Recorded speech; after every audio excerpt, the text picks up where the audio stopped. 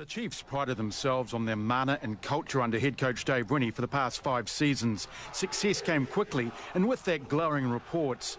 So dealing with negativity is something they're unaccustomed to. The image of the Chiefs has had a few hits. Yeah, I guess. We're very focused on getting all the little things right, and we've been putting a lot of time into our footy, so that's what we're keen to talk about. Pressed, he wasn't forthcoming. Obviously, we don't believe that the way things are being reported have been inaccurate, but look, in the end, we've moved on. Senior players weren't buying into the need to restore the side's reputation. Well, to be honest, I don't really read the press at all, so I wouldn't know what you fellas been printing out. Kerbala is the latest All Black in French sights, following teammate Aaron Cruden's big money move to Montpellier. Yeah, I've had some interest in stuff. My manager's handling that. Finally ready to play for the Chiefs is 4-test All Black prop Nepo Laulala after a career-threatening knee injury. I snapped 3 ligaments out of 4. I think I tore my quad muscle as well off the bone, and he had to take grafts from both my hammies. The Chiefs head to Queensland on Sunday and will play the Bulls there next Thursday before the Brisbane Tens. Stephen Stewart, One News. After keeping an intentionally low profile during the pre-season, the Chiefs became the last New Zealand side to allow cameras at training. The team's All Blacks were back, but no Charlie Ngatai, 9 months after being concussed during the Chiefs' loss to the Highlanders.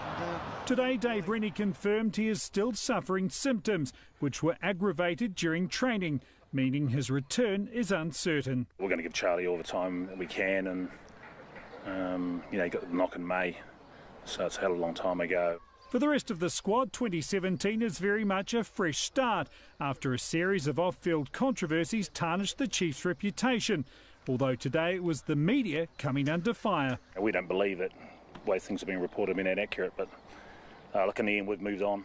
After expressing disdain for journalists last week, the fact that the media outlets have released a story this morning with some incorrect facts. Aaron Cruden didn't appear happy to be filmed today. Right there, mate.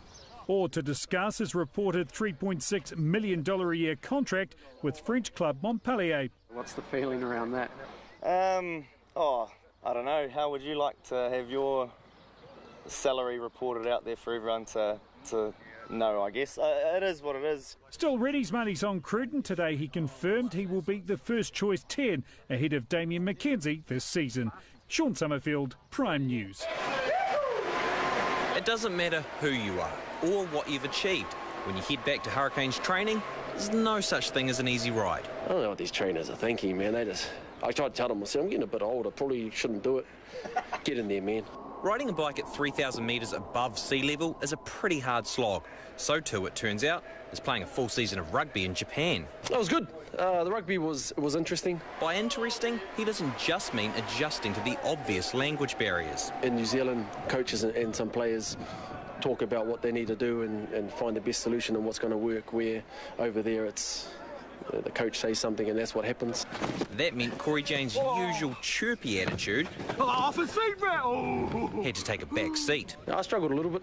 I played a few games, but I struggled on that aspect where didn't have too much input. A fan favourite on our shores, things weren't just different on the field. Different stuff is no one knows who you are, no one cares who you are really over there, so you walk around nude if you want to and no one would even frown. Speaking of playing offshore, with rumours swirling about top All Blacks Ben Smith and Israel Dagg potentially heading overseas, Jane offered us this. For me, I stayed till I couldn't play for the All Blacks anymore, and he's going to be an All Black for the next few years. He's bloody good. The same thing with Izzy. I don't know what's happening with him. If there's anyone who might know what way Dagg's leaning, chances are it's this guy. He's going to the moon. There's a rugby team on the moon, though, so he's going to... I don't know what it is he's doing. I just did that to get you excited. I haven't spoken to him since last time they were on the end of their tour. He FaceTimed me and I saw his ugly face and I just hung up on him. Jane will resume his contract in Japan at the conclusion of the Hurricanes Super Rugby campaign. A streaker who nearly evaded security at Eden Park has managed to sidestep a hefty fine. The man was chased off the pitch before tripping over an advertising sign at the Chapel Hadley Series opener between the Black Caps and Australia. Police say the 24-year-old was issued with a formal caution and will not be facing charges, which could have resulted in a $5,000 fine.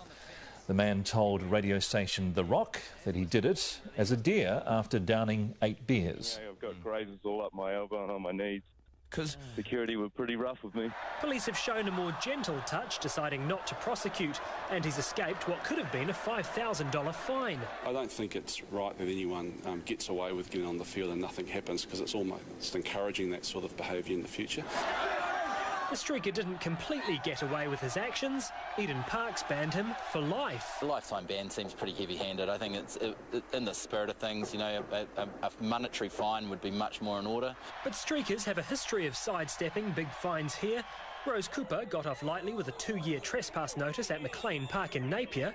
And remember this tackle? Christchurch builder Adam Holtzlag was banned for 2 years and ordered to pay $500. Not quite as tough as Australia, though. Serial streaker and Kiwi Wati Holmwood was initially sentenced to 3 months in jail following his 90-metre dash during a State of Origin match. It's important that we don't overreact to what happened yesterday, but we don't want to see people get on the field and interfere with the match. I think that could potentially be a risk to the players if someone was to collide with a player or injure them. The man told a radio station it was all for a bet, but after this incident he won't be chancing his arm or the rest of his body at Eden Park anymore. Chris Chang, One News. Ouch.